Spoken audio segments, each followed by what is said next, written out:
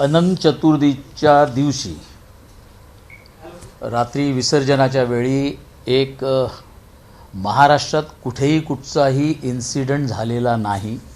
सण फार चांगल्या जोरात आणि एका वेगळ्या आनंदाच्या वातावरणात, कारण मागची 2.5-3 वर्ष कोणालाही असा सण साजरा करता आला नाही. हिंदुत्व, हिंदूंचे सण, मग गोविंदा असेल, त्याच्यानंतर आत्ता असलेली गणेश चतुर्थी असेल, फार आनंदात साजरा करता आला. म्हणजे जे काही 3 वर्षाचं भडास होती ती सगळी लोकांनी पूर्ण करून घेतली. त्या आनंदाला कुठचाही पारा उरलेला नव्हता. पण त्या दिवशी दादर या ठिकाणी आमचे आमदार सदा सरवणकर आहेत, त्यांच्याबरोबर झालेली बाचाबाची, त्याच्यानंतर त्यांच्या 2 ग्रुपमध्ये जे आपल्याकडे मी असंख्य व्हिडिओत बघितलं आहे, 2 ग्रुपमध्ये जी काय भांडणं झाली, म्हणजे प्रकार असा आहे की ह्याचा विचार करण्यासारखा होता की जे सण आपण साजरे करू शकलो नाही आपल्या काळामध्ये, मुख्यमंत्री असताना उद्धवजींनी याचा विचार करायची गरज होती की आपल्या 2.5 वर्षाच्या कालावधीमध्ये महाराष्ट्राच्या जनतेला आपण वर्षावर बसतो, दुसऱ्या ठिकाणी जाऊन बसतो, मुलासाठी आपण एक बंगला देतो मंत्री म्हणून, पण आपण महाराष्ट्राच्या जनतेला साधा आनंदही देऊ शकलो नाही सणांचा. याचा विचार त्यांनी करायला हवा होता. आणि सगळ्यात महत्त्वाचं म्हणजे की एवढं झाल्यानंतर त्याच रात्री आमच्या शाखाप्रमुख जो आहे त्याच्या बिल्डिंगखाली जातात, त्याच्यासाठी 30-40 मुलं जातात, त्याच्या गळ्यातली चेन ओढली जाते. मी तुमच्याकडे काय शिवसैनिक आता शिल्लक राहिलेत? मी एका शाखाप्रमुखाला मारण्यासाठी, आणि ते पण कारण काय तर विसर्जन, गणपती विसर्जन, जी तुम्ही गणपतीची पूजा किंवा मिरवणूक कोणाला काढायला देऊ शकले नाहीत 2.5 वर्षामध्ये. प्रशासनाची, तुमच्याकडे मुंबई महानगरपालिकेची संपूर्ण ताकद होती, तुम्ही स्वतः मुख्यमंत्री म्हणून होतात, तरी पण तुम्ही महाराष्ट्राच्या जनतेला साधा आनंद देऊ शकला नाहीत. आणि आता सुरुवात झाली आहे तर त्या ठिकाणी आपण एवढंच एक्सेप्ट, आमचं म्हणणं एवढंच होतं की जे तुम्ही करू शकला नाहीत तर ती जर जनता आनंदात साजरा करत असेल तर अशा वेळी काहीतरी कारणं खोटी काढायची आणि जाऊन सांगायची. हा बालिशपणाचा आरोप आहे. म्हणजे सदा सरवणकर यांनी म्हणे पिस्तुलातनं फायरिंग केली. व त्या सदा सरवणकरांकडे वाय कॅटेगरी आत्ता सिक्युरिटी आहे. मला वाटते एक 8-10 पोलीस त्यांच्याबरोबर असतात, पोलीस जीप आहे, तर त्यांना फायरिंग करायचा प्रश्न काय येतो? बरं, एवढे तिकडे कॅमेरे लागलेले आहेत, त्यांचं रेकॉर्डिंग मी बघितलं आहे, त्या रेकॉर्डिंगमध्ये पण बघितलं आहे, कुठचा फायरिंगचा आवाज नाही आहे, काहीच नाही आहे, तरी पण फायर झाला आहे म्हणून सांगताय. म्हणजे बालिशपणाचे आरोप आहेत. आणि या बालिशपणाच्या आरोपातनं एवढंच दिसून येते की आपण काय करू शकलो नाही, जे कोण काय करत असतील तर त्यांना त्रास देणं, हा एकच त्यातनं उद्देश दिसला. पण हे कारण हिंदूंच्याच, म्हणजे स्वतः हिंदुत्वाचे पुरस्कर्ते किंवा शिवसेना प्रमुख बाळासाहेब ठाकरेंचे चिरंजीव म्हणता आणि तुम्हीच हिंदूंच्या कार्यक्रमावर विरजण टाकण्याचा प्रयत्न करता, ही खरोखरच एक, म्हणजे याला महाराष्ट्रातली जनता माफ करेल असं मला वाटत नाही. त्यांची मागणी आहे ते दादर पोलीस स्टेशनला शिवसैनिक जमा झाले, नेते जमा झाले आणि ते म्हणतात की सदा सरवणकर यांच्या विरुद्ध गुन्हा दाखल झाला पाहिजे आणि त्यांची अटक झाली पाहिजे. गुन्हा कशासाठी? ते मराठी हिंदू यांच्या सणासाठी आमदार म्हणून स्वतः सकाळी 5:30-6 पर्यंत उपस्थित राहतात. ते स्वतः त्या मिरवणुकीमध्ये येतात, ते लोकांची व्यवस्था करतायत, लोकांना पाणी मिळावं, त्यांच्यासाठी स्टेज असावं, फुलं असावीत, ही सगळी व्यवस्था एक आमदार त्या विभागातलं करतोय. कारण दादर, परळ, प्रभादेवी हा एरिया आपण नेहमीच म्हणतो की इकडे सर्व सण आनंदात साजरे कमी पैशामध्ये पण आनंदात साजरे केले जातात. आणि त्या ठिकाणी करणारा आमदार हा तिकडे आपल्याच कार्यक्रमात फायरिंग करेल का जाऊन? व्यवस्था तेच करतायत. तुम्ही बॅनर्स आणि होल्डिंग सगळे बघितलेत तर आमदारांचेच आहेत, आणि आपल्याच कार्यक्रमात आपणच जाऊन करतील का? आणि मला वाटत नाही आपण कुठच्या कामासाठी एकत्रित आलो आहे. आपण जे 2.5 वर्ष काहीच सण साजरे करू शकलो नाहीत त्याचा आनंद लोकांना देण्यासाठी आपण एकत्रित आलो आहे. आणि तिकडे आल्यानंतर सदा सरवणकर असं कार्य काही करतील हे मला बिलकुल वाटत नाही. आणि तरी टेक्निकली म्हणाल तर जे कॅमेरे लागले होते, मग पोलिसांनी रेकॉर्डिंग केलेलं आहे, आपल्यापैकी पण काही माध्यमांनी तिकडे रेकॉर्डिंग केलेलं आहे, त्या सर्व गोष्टी मी बघितल्या आहेत. आपणही पुन्हा बघा, विनंती करेल आपल्या माध्यमातनं. असा कुठचाही इन्सिडेंट तिकडे झाला नाही. मग अटक कशासाठी? अटक यासाठी मागताय का की तरी तुम्ही गणेश चतुर्थी कशी काय आनंदात साजरी केली? गणेश चतुर्थीला तुम्ही 11 दिवस सगळ्यांना आनंदात कसं ठेवले म्हणून त्यांच्यावर केस घेण्याचा प्रयत्न करताय का? विसर्जन चांगल्या पद्धतीने करण्यासाठी महिला पण मोठ्या संख्येने जर पहाटे 5 पर्यंत रस्त्यावर महाराष्ट्राच्या कोणाकोपऱ्यामध्ये पहाटे 5 पर्यंत, मला वाटतं पुण्याची तर मिरवणूक दुसऱ्या दिवशी 7:30-8 पर्यंत चालली आहे. अशा वातावरणामध्ये तुम्ही हे सगळं करायला देताय म्हणून तुम्ही केस घ्यायला सांगताय का? खोटं कुठचं तरी कारण काढायचं आणि ते रेटून बोलायचं, ही पद्धत म्हणून आता बंद करा. याच्यामध्ये होणार काहीच नाही, पण तुम्ही उघडे पडाल. आणि ज्या शाखा प्रमुखाची गळ्यातली चेन वगैरे जी काही चोरीला गेली ती आणून द्या ना मोठेपणाने, की हे घ्या बस झालं. आता भरपूर तुमच्याकडे ठेवलं आहे करोनामध्ये, यातलं तुम्ही आणून द्या त्यांना. किंवा त्या शाखा प्रमुखाची चेन आहे ती मिळाली, माझ्या एका शिवसैनिकाला, जुन्या शिवसैनिकाला मिळाली, त्याने आणून दिली, असे करून द्या पोलीस स्टेशनला आणि सांगा. 2.5 वर्ष हिंदूंचे सण साजरे करताना यायला सातत्याने सांगितलं, मात्र आपल्याला पहिला लॉकडाऊन आठवत असेल, दुसरं लॉकडाऊन आठवत असेल, पंतप्रधानांनी लॉकडाऊन केला होता. अशा परिस्थितीत ते सण कसे साजरे करतात? बरोबर आहे. मी तर म्हणेन पहिला लॉकडाऊनचा प्रकार जो होता तो फार स्ट्रॉंग त्याच्यामध्ये चालला. दुसऱ्या लॉकडाऊन पण प्रशासनाची ताकद तुमच्याकडे असताना काही प्रमाणामध्ये अशाही पद्धती तुम्ही देऊ शकला असतात, निर्देश तुम्हाला देता आले असते. काही मी असं म्हणणार नाही की अगदी वाजत गाजत आणि मोठ्या संख्येने जा म्हणून, पण काही तुम्हाला योजना त्याची करता आली असती. बरं तुम्ही करू शकला नाहीत करोनामुळे. करोनाला तुम्ही म्हणजे लोकांना आणखीन त्याचा प्रसार होऊ नये, आणखीन त्याच्यामध्ये बळी जाऊ नयेत लोक, म्हणून तुम्ही घेतलीत. मग आता जर केलं जात असेल तर त्याच्यामध्ये सामील तर व्हा. मी तर स्पष्ट म्हणेन बघता काय सामील व्हा. पण काही निर्बंध त्यांनी ठेवले होते, म्हणजे मूर्ती कमी असणे किंवा मग जास्त लोक जमणे असे निर्बंध ठेवले होते. त्या निर्बंधावर पण आक्षेप आहेत ना? निर्बंधावर, उंचीवर, निर्बंधावर, कारण जेवढी मोठी मूर्ती तेवढी तुमची मिरवणूक मोठी होणार, त्या पद्धतीने तुम्हाला सगळं अरेंजमेंट करावी लागणार. ते निर्बंध तुम्ही सगळे आणलेत. मी म्हणेन करोनाच्या कारणामुळे तुम्ही काही निर्बंध त्याच्यावर आणले, हे फक्त महाराष्ट्र इतर ठिकाणी पण झालेत, पण काही ठिकाणी सण आणि चांगले तुम्ही साजरे केलेत. मग त्या बाबतीत मी आता बोलू नये कोणाच्या वैयक्तिक कारणावर. तुम्ही कुठचाही सण साजरा करण्यासाठी निर्बंध ठेवलेत, पण स्वतःच्या घरातल्यांचे जे तुमचे वाढदिवस आले ते कसे साजरे केले त्याचे देऊ का कॅसेट्स? त्यामध्ये निर्बंध नव्हते का? काही हॉटेलचे आपणच दाखवले माध्यमातून आहेत की लोक तुमच्याकडे मास्क लावून ह्याला जायचे, पब आणि ह्याच्यामध्ये गेलेले आहेत. मनसेच्या लोकांनी जाऊन तिकडे आंदोलन केलेलं आहे. म्हणजे जे हॉटेल्स आणि पब चालू नये म्हणून तुमचं होतं, मग निर्बंध फक्त त्याच्यावरच होते का? आणि तुमचे वाढदिवस झाले त्यावेळी तुमच्या एकेका स्वीटमध्ये हॉटेलच्या किती जण होते, किती लोकांना परवानगी होते आणि किती जण होते, हे सगळं उघड व्हायचं आहे का? म्हणजे असे असंख्य कारण आहेत. आणि त्याहीपेक्षा मी म्हणेन ठीक आहे तुमचा उद्देश चांगला होता, तुम्ही त्यांना करोनामध्ये जास्त लोकांना आणखीन त्रास होऊ नये म्हणून तुम्ही हे काम केलं, पण त्याच्याचबरोबर तुमची जी योजना होती ती आता जर चांगलं चाललं असेल तर त्यांच्याविषयी चांगलं तर म्हणा. लोकशाही म्हणताय, लोकांसाठी चालवलं सरकार, ही जर भूमिका असेल तर आता आलेला बदल एक्सेप्ट करा उद्धवजी, आणि सांगा की तेव्हा झालं नाही, तुमचा काळ चांगला आहे, करोना नाही आहे, रोगराई नाही आहे, तुम्ही मोठ्या प्रमाणात सण हिंदूंचे साजरे करताय, याचा मला अभिमान आहे. सांगायला सांगा. मी आपल्या माध्यमातून उद्धवजींना विनंती करेन, बोला समोर. करोनाच्या वेळी मी बोलू शकलो नाही, करोना होता, आता नाही आहे, तुम्ही करताय, फार चांगलं आहे, एक्सेप्ट करा. ते करण्याचं पण धारिष्ट पाहिजे, आणि ते त्यांच्याकडे बिलकुल नाही आहे. म्हणून तुम्ही ते सदा सरवणकरांवर केस घ्या म्हणून सांगताय. आणि सदा सरवणकरांवर केस घेण्यासाठी कोण जाते? अनिल परब वगैरे.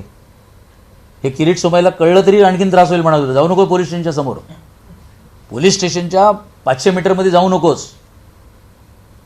मग कोणी कोणासाठी जावं याचा पण एक काहीतरी विचार करण्यासाठी आहे. आणि करोनाच्या काळामध्ये जी भूमिका होती, माझं कुटुंब माझी जबाबदारी, मीच घरात बसणार, तुम्ही पण घरात बसा, तुमच्या घरातल्या सगळ्यांना तसेच बसवा, माझं कुटुंब माझी जबाबदारी. पण एकनाथ शिंदेसाहेब आणि फडणवीस साहेब आल्यानंतर माझा महाराष्ट्र आणि महाराष्ट्राची माझी जबाबदारी, ही भूमिका आहे.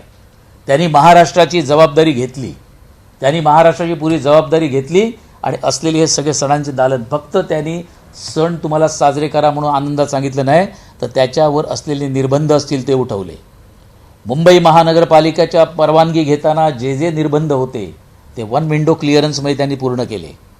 जी काही 100-200 रुपये महानगरपालिकेला भरून 500 रुपये भरून आपण जी रिसीट घेत होतो ते पण त्यांनी यावेळी घेतलेले नाहीत. करायला गेल्यानंतर तुमची इच्छा असेल, राजकीय इच्छाशक्ती असेल तर काही करू शकतात. त्यामधलाच हा एक प्रकार आहे.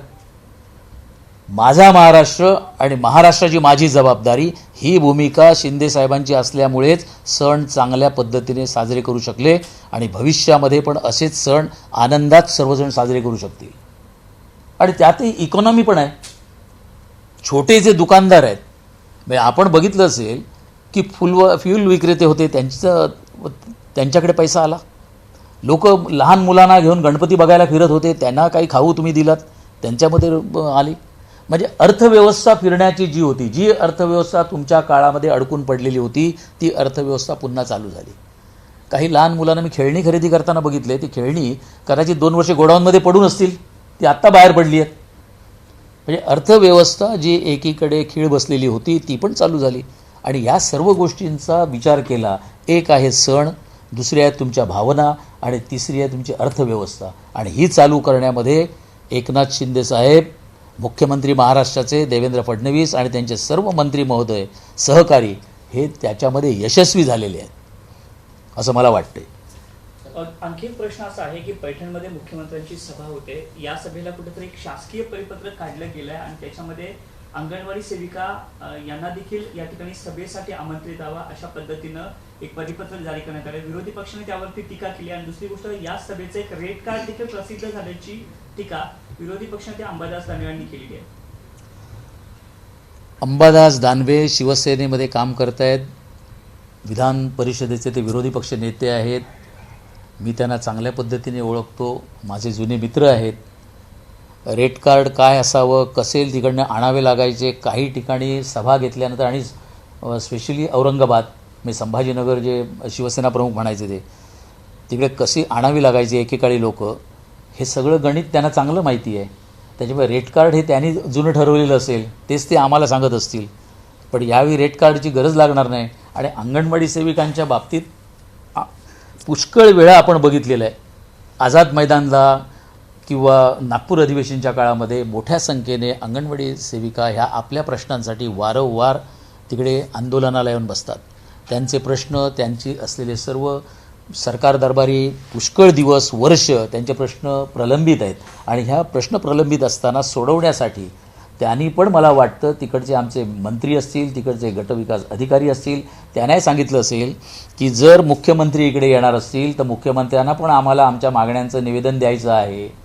त्यांच्या ज्या संस्था आहेत, संघटना आहेत, त्यांनी कदाचित तिकडच्या अधिकाऱ्यांना जिल्हा स्तरावर आपली निवेदनं नेऊन दिली असतील आणि ते दिल्यानंतर हे निघालेलं पत्र असणार आहे.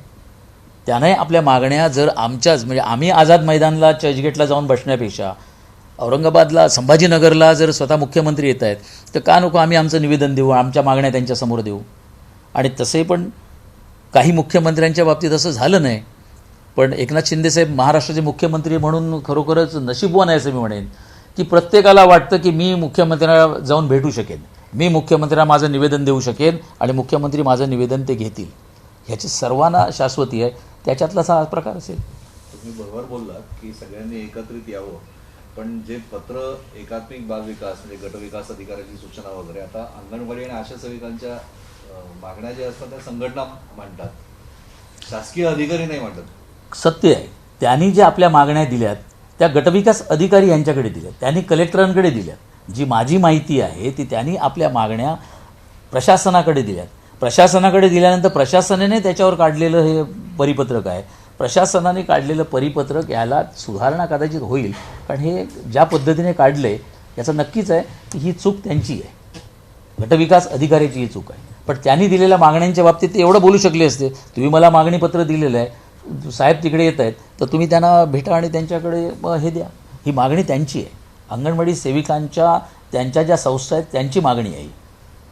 तर दसरा मेळाव्यासंदर्भात काल शिवसेनेच्या म्हणजे खास शिंदे गटाच्या नेत्यांची बैठक पार पडली. नेमकं काय ठरलं आहे किंवा कशा स्वरूपात दसरा मेळावा शिंदे गट साजरा करणार? दसरा मेळावा शिवसेनेचा व्हावा याचं कारण, शिवसेना ही आम्ही आज म्हणतोय की शिंदे सरकार जी लीड करतायत, शिंदे साहेब मुख्यमंत्री म्हणून बसले ती शिवसेना मी म्हणतोय. ही शिवसेना यापूर्वी शिवतीर्थावर, शिवाजी पार्कवर मोठ्या संख्येने उपस्थित राहा, विचारांचं सोनं लुटण्यासाठी मोठ्या संख्येने आणि शिस्तीने या सोनं लुटण्यासाठी, असं शिवसेना प्रमुख नेहमी आवाहन करायचे. तेच आवाहन आम्ही केले आणि ह्या पवित्र अशा शिवतीर्थावर हा मेळावा व्हावा. कारण जे शिवसेना प्रमुख जे बोलत होते त्याच सर्व गोष्टी चांगल्या पद्धतीने पुन्हा मांडता याव्यात, त्यांचे विचार मांडता यावेत.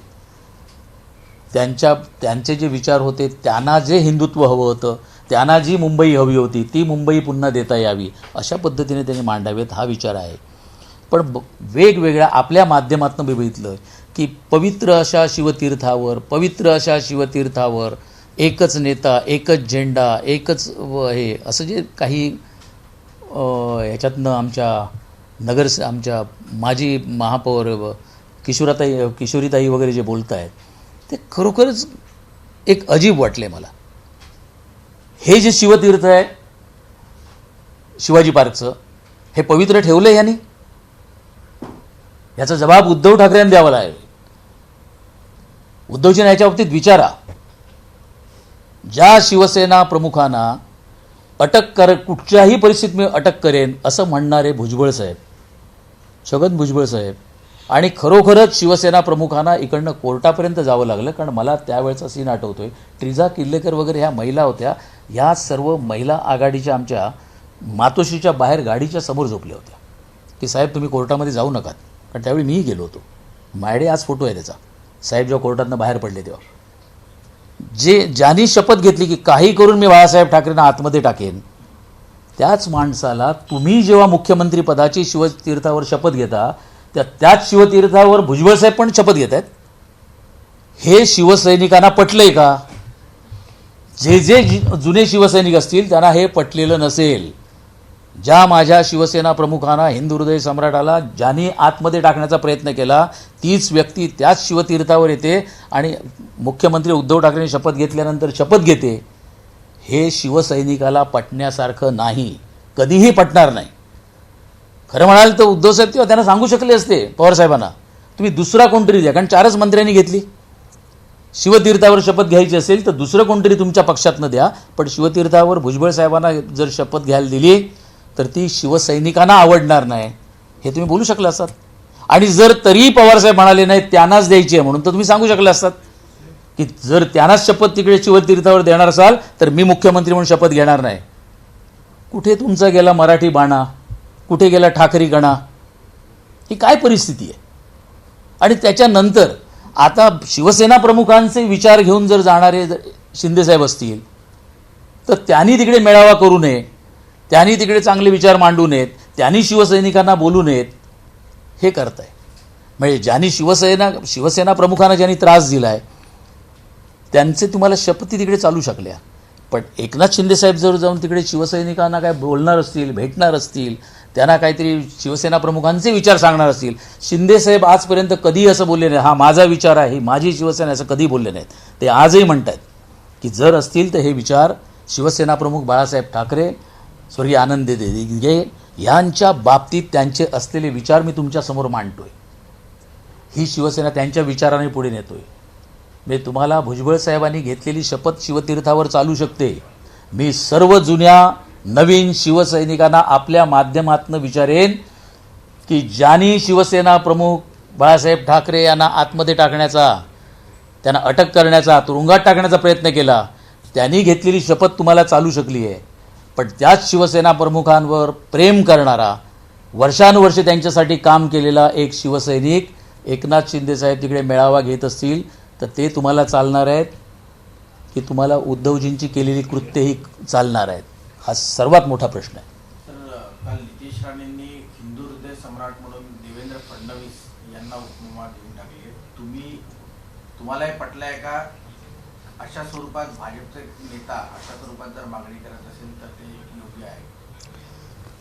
प्रत्येक गोष्ट अशी झालेली आहे की आपण काही छत्रपती म्हणतो, छत्रपती शिवाजी महाराज, पण काही आजही राजघराण्यातले काही लोक आहेत, मग ते आमदार खासदार झाले, त्यांच्या ठिकाणी जेव्हा दसरा साजरा होतो त्या दसऱ्यामध्ये त्यांना पण छत्रपती म्हटलं जातं.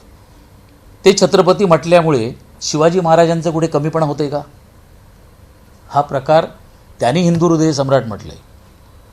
तसं म्हणाल तर मला आजही आठवते की हिंदू हृदय सम्राट ही ज्या दिवशी त्यांना संबोधण्यात आलं शिवसेना प्रमुख, तेव्हा त्याच्या अगोदर एक गोष्ट वेगळी बोलली गेली होती. सत्तेसाठी 1760 आणि एकच हिंदू हृदय सम्राट. मग ते सत्तेसाठी 1760 म्हणणारे ते काँग्रेसबरोबर आणि राष्ट्रवादीबरोबर जाऊन कसे काय बसले? त्यामुळे हिंदू हृदय सम्राट ही म्हण तेवढंच पॅच नाही आहे, तो त्याच्या अगोदर पण काहीतरी आहे. आणि ते जर अगोदरचं असेल तर त्याचा विचार पण करायला हवा. त्यांनी जे म्हटलंय हिंदुत्वासाठी काम करणारा नेता, हिंदुत्वासाठी 18 तास 16 तास आमचे देवेंद्र फडणवीस साहेब जर काम करत असतील, त्यांनी आत्ताची सणांसाठी केलेल्या योजना त्या विषयावर पकडून त्यांनी म्हटलं असेल आमदार नितेश राणे यांनी की हिंदू हृदय सम्राट.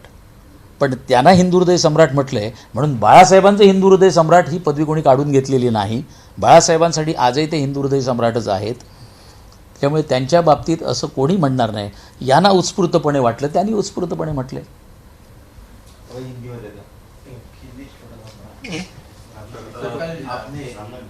कल जिस तरह से प्रभादेवी इलाके में शिंदे और उद्धव गुट के कार्यकर्ता आपस में भिड़ गए और आरोप ये भी लगाया जा रहा है कि जो स्थानिक विधायक है सदा सरवणकर, उन्होंने फायरिंग भी की है.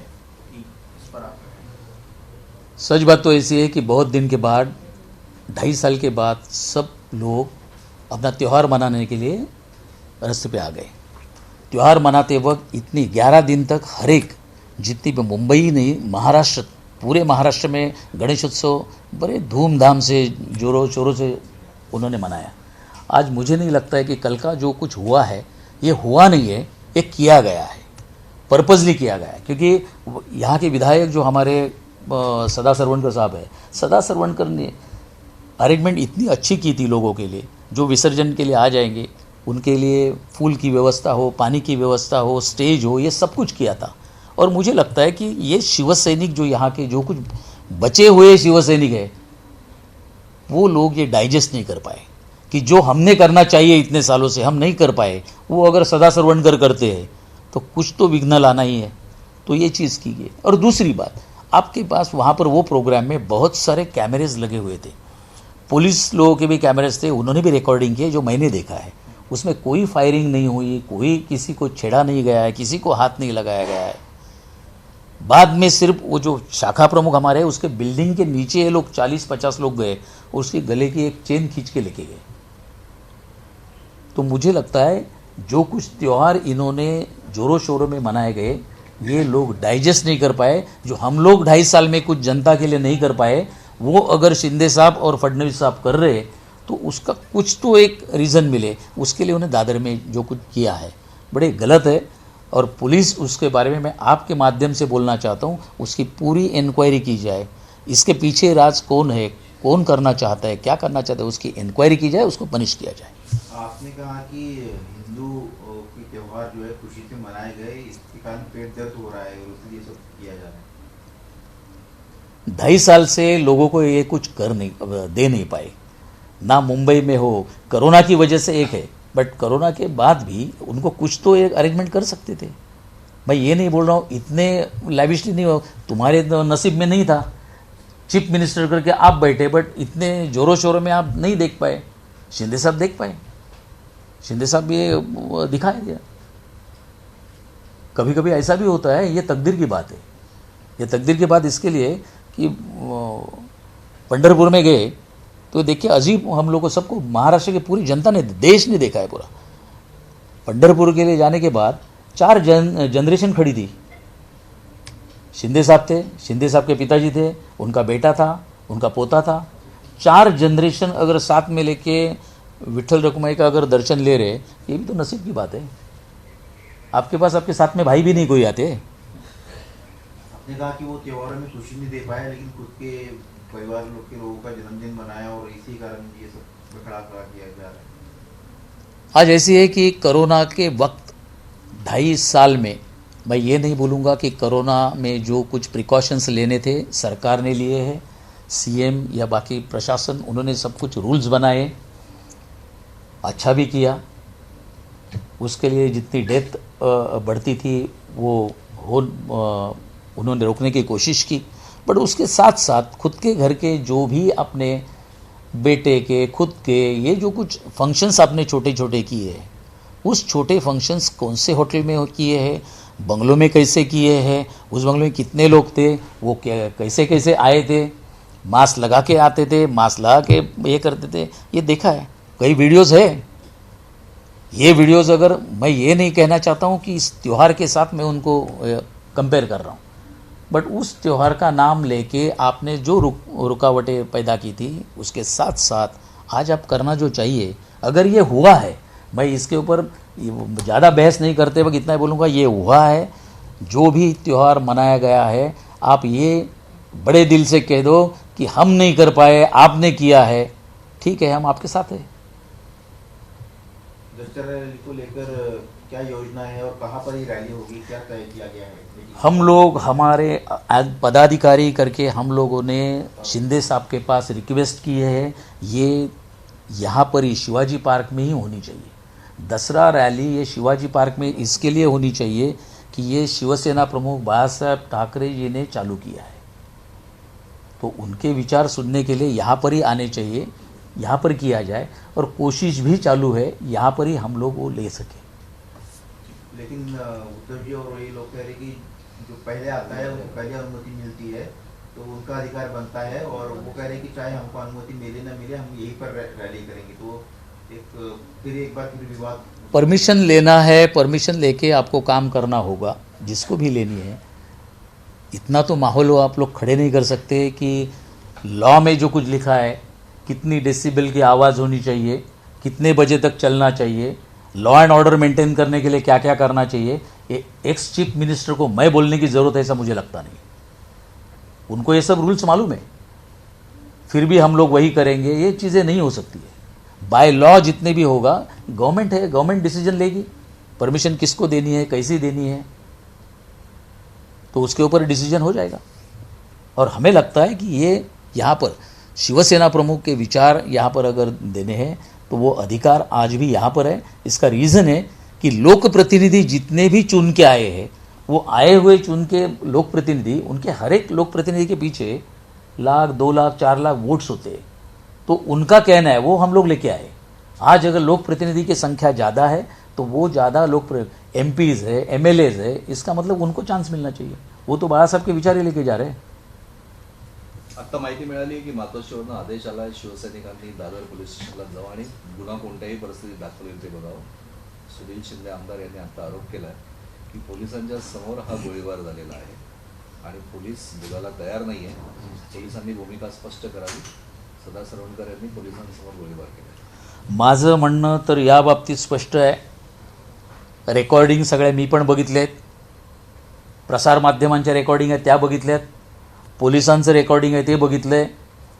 काहीही न होता जर त्याच्यावर गोळीबार केला असं सांगितलं जात असेल तर जो हे सांगतोय त्याच्यावर पहिली केस घ्या। खोटं करण्यासाठी काही करून एखादा FIR घ्या, खोट्या कामांवर FIR घ्या, ही आमच्या सरकारची नीती नाही। ही जर सरकारची नीती असती तर मग राणा दाम्पत्याला आतमध्ये जावं लागलं नसतं। ही जर नीती आमची असती तर त्या बाबतीत राणेसाहेबांचं घर किती बाल्कनीज पुढे किती फुटाच्या आल्यात हे बघायला जाण्याची गरज लागली नसती। या सरकारची नीती बिलकुल नाही आहे, त्यांचं हे धोरण नाही आहे की खोट्या केसेस घ्या, काही करून त्यांना अरेस्ट करा। ही नीती कोणाची आहे हे पुऱ्या महाराष्ट्राला माहिती आहे। एक केंद्रीय मंत्री येतात राणेसाहेब आणि कोकणामध्ये जातात, आणि कोकणमध्ये जाताना त्यांना तुम्ही अरेस्ट करून संगमेश्वरवरनं रिटर्न घेऊन येत आहे। म्हणजे केंद्रीय मंत्र्याला तुम्ही काय कारणासाठी आणले, त्याच्यामागचं कारण काय होतं ते कारण आजही विचार करा। ते काय बोलले होते तेही विचार करा। राणेसाहेब तेव्हा बोलले म्हणून तुम्ही त्यांना अटक करण्यापर्यंत तुमच्या सरकारची तेव्हा मजल गेली होती। आजही तुम्ही तोच तुमचा कार्यक्रम राबवताय की खोटं करून काही करा पण तुम्ही सदा सरवणकर यांना अरेस्ट करा। पण यावेळी ते होणार नाही, होऊ शकणार नाही, कारण यावेळी थर्ड आय ज्याला आपण म्हणतो, कॅमेराज तुमच्या समोर आहेत। यावेळी तुमच्या म्हणजे 2 डोळ्यांनी दिसणारं चांगलं काय दिसतं असेल ह्याच्यावर विश्वास हवं तर ठेवू नका, पण तुमच्या डोळ्याने जे दिसतंय ते तरी त्यातनं बघा। आणि फायरिंग झालेली असेल तर त्याची जरूर एन्क्वायरी करा, पण फायरिंग झाली नसेल आणि त्याच्यावर करा आणि तरी गुन्हा घ्या म्हणून सांगत असाल तर जे हे रेटून बोलतायत आणि खोटं बोलून करायला लावतात, मग त्याच्यामध्ये शिंदे असो किंवा अनिल परब असो, यांच्यावर गुन्हे घेतले गेले पाहिजेत, ही माझी मागणी राहील. एक हिंदी में सवाल है कि कल नीतीश राणे और बीजेपी नेता नया हिंदू हृदय सम्राट कह रहे हैं देवेंद्र जी को, तो इसको लेकर आप कैसे? आपकी आपत्ति है? तो इस बारे में अगर देखो, एक स्वाभाविक है, 2.5 साल के बाद लोगों को हिंदू हृदय सम्राट बोलने की ये ताकत कहाँ से आ गई. शिवसेना प्रमुख बाळासाहेब ठाकरे, इनके बारे में जब हिंदू हृदय सम्राट जब पहली बार बोला गया है, तब क्या था उसके पीछे, स्लोगन क्या था? सत्तेसाठी 1760 पण एकच हिंदू हृदय सम्राट. अभी सत्ता के लिए 1760 है कौन है आपको पता है? कांग्रेस राष्ट्रवादी के साथ बैठ के उन्होंने क्या किया है वो भी आपको पता है. ये बोलने की कोई ज़रूरत नहीं है. और छत्रपति, हम लोग छत्रपति शिवाजी महाराज बोलते हैं, छत्रपति संभाजी राजे बोलते हैं. छत्रपति शिवाजी महाराज इनको भी बोलते हैं और संभाजी राजे को बोलते हैं. इसके लिए कुछ हमारे शिवाजी महाराज का कुछ स्तर कोई नीचे होता है क्या? वैसे हिंदू हृदय सम्राट उन्होंने बोला है, उनको फील हुआ है, उन्होंने बोला है. कोई किसी को, कोई यूनिवर्सिटी से किसी को कुछ ये तो डिग्री जैसा दिया नहीं है कि आप हिंदू हृदय सम्राट है, ये भी हिंदू हृदय सम्राट, ऐसा कोई पेज दिया नहीं है. आपको अगर लगा यहाँ से बोल दिया आपने. कोई पिताजी को बाबा बोलता है, कोई पापा बोलता है, कोई डैडी बोलता है, but after all he is a father. और मुझे लगता है वो स्तर आज भी है. और अगर काम करने से, मैं उससे और भी एक आगे जाके बोलूँगा, अपने काम करने के बाद अगर कोई स्तर वो मेंटेन कर सका, दिखा सका कि यस बाला साहब ठाकरे थे, उन्होंने काम किया, पॉपुलैरिटी थी, लोग मानते थे, इसके लिए हिंदू हृदय सम्राट हो गए, वैसे ये भी हिंदू हृदय सम्राट शायद अगर लोग उनको, महाराष्ट्र के लोग वैसे भी बोलने चालू कर देंगे. बोल नहीं सकते. Thank you. धन्यवाद. तुम्ही हसला.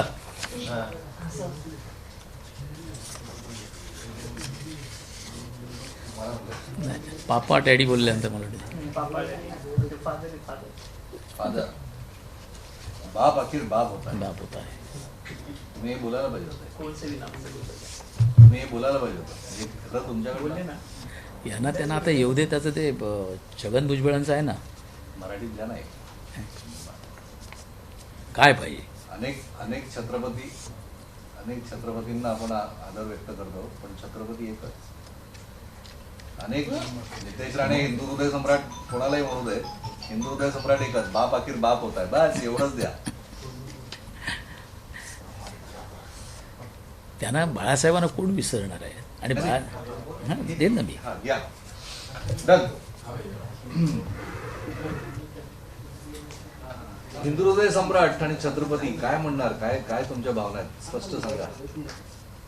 आमदार नितेश राणे यांनी जे आमच्या फडणवीस साहेबांना, उपमुख्यमंत्र्यांना काल मोर्चामध्ये असताना हिंदू हृदय सम्राट म्हणलं, त्यांच्या भावना मी समजू शकतो. आत्ताचे असलेले सण आनंदात जे साजरे केले गेले महाराष्ट्रभर, त्याच्या पद्धतीने असेल, त्यांचं जेवढे जास्तीत जास्त तास साहेब काम करत आहेत फडणवीस साहेब, त्याप्रमाणे त्यांनी उत्स्फूर्तपणे म्हटलेलं आहे. जसं आम्ही म्हणतो की छत्रपती, आता खासदार उदयनराजे, तिकडे पण त्यांना काही लोक ते छत्रपती म्हणतात. कोल्हापूरला जेव्हा दसरा साजरा केला जातो तेव्हा पण त्यांना छत्रपती म्हणतात. आणि आपण छत्रपती शिवाजी महाराज हे म्हणतोय, छत्रपती संभाजीराजे म्हणतोय, म्हणून कुठचा शिवाजी महाराजांचा स्तर कुठे खाली होत नाही. पण त्यामध्ये हिंदू हृदय सम्राट म्हटलं असेल तर त्या हिंदू हृदय सम्राटांच्या मागची जी भावना मी म्हणालो होतो ती आहे की सत्तेसाठी 1760 आणि एकच हिंदू हृदय सम्राट. त्याप्रमाणे मी म्हणेन हिंदू हृदय सम्राट भविष्यामध्ये आणखीनही काही होतील तयार. त्यांच्या कामाच्या प्रतिमा बघून, त्यांची कामाची कॅपॅसिटी बघून आणखीनही कदाचित तयार होतील. पण बाप ये बाप ही होता है और वो एक ही बाप था, हिंदू हृदय सम्राट. एबीपी माझा, उघडा डोळे बघा नीट.